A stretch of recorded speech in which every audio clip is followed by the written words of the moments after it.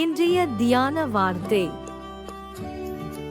உபாகமம் அதிகாரம் 31 வசனம் 6. நீங்கள் பலங்கொண்டு திடமனதாயிருங்கள், அவர்களுக்கு பயப்படவும் திகைக்கவும் வேண்டாம். உன் தேவனாகிய கர்த்தர் தாமே உன்னோடே கூட வருகிறார். அவர் உன்னை விட்டு விலகுவதும் இல்லை, உன்னை கைவிடுவதும் இல்லை என்று சொன்னான்.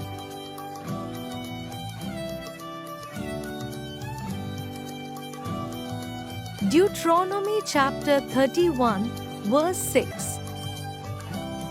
Be strong and of a good courage, fear not, nor be afraid of them, for the Lord your God, He it is that does go with you.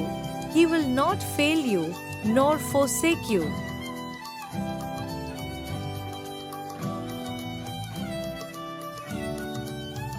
இயேசு கிறிஸ்து உங்கள் அனைவரோடும் கூட இன்றும் என்றும் இருப்பாராக. ஆமென்.